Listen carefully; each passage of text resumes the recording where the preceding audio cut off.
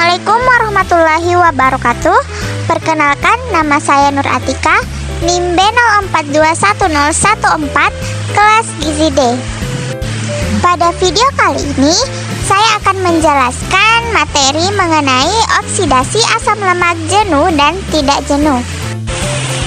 Adapun pokok pembahasan dalam video ini, yang pertama menjelaskan mengenai pengertian dari oksidasi asam lemak jenuh dan tidak jenuh. Yang kedua, proses oksidasi asam lemak.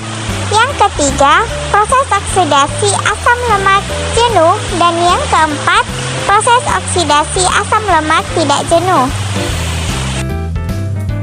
Yang pertama, pengertian oksidasi asam lemak. Oksidasi asam lemak adalah proses penghasil energi utama untuk memperoleh energi asam lemak yang dapat dioksidasi dalam proses yang dinamakan dengan oksidasi beta. Kemudian, asam lemak jenuh adalah asam lemak yang semua ikatan atom karbon pada rantai karbonnya berupa ikatan tunggal atau jenuh. Contohnya, asam laurat, asam palmitat, dan asam stearat. Sedangkan asam lemak tidak jenuh adalah asam lemak yang mengandung ikatan rangkap pada rantai karbonnya.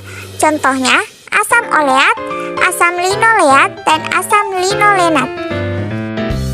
Yang kedua, proses oksidasi asam lemak.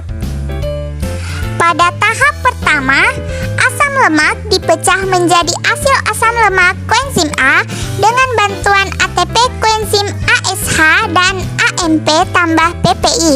Kemudian, tahap kedua, asil asam lemak ini dihidrogenase atau hidrogen itu dipindahkan ke senyawa lain dengan bantuan koenzim FAD dan FADH menjadi enoil koenzim A. Pada tahap ketiga, enoil koenzim A terjadi penambahan H2O menjadi hidroksiasil koenzim A. Pada tahap keempat, hidroksiasil koenzim A ini dihidrogenase lagi menjadi ketoasil koenzim A dengan bantuan koenzim NAD dan NADH.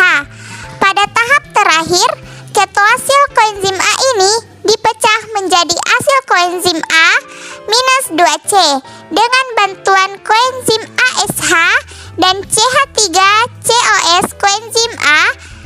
Dari tahap 2-5 ini menghasilkan asetil koenzim A. Yang ketiga, proses oksidasi asam lemak jenuh. Pada rantai karbon asil koenzim A, dihidrogenase atau hidrogen itu dipindahkan ke senyawa lain dengan bantuan koenzim FAD dan FADH menjadi enoil, serta terjadi penambahan H2O. Kemudian, pada hidroksiasil koenzim A, dihidrogenase lagi melalui bantuan koenzim NAD dan NADH sehingga menghasilkan asil koenzim A, karbon sortenat tambah asetil koenzim A. Yang terakhir atau yang keempat, proses oksidasi asam lemak tidak jenuh. Pada rantai karbon linoleil koenzim A dioksidasi atau mengalami perubahan bilangan elektron menjadi dienoil koenzim A dengan bantuan 3 asetil koenzim A sehingga menghasilkan trans-cis dienoil koenzim A. Kemudian, asil koenzim A dihidrogenase atau hidrogen itu dipindahkan ke senyawa lain sehingga menghasilkan senyawa hidrogen plus ditambah dengan koenzim NADPH dan NADP+. Mungkin itu saja penjelasan materi dari saya. Lebih dan kurangnya mohon dimaafkan. Wassalamualaikum warahmatullahi wabarakatuh.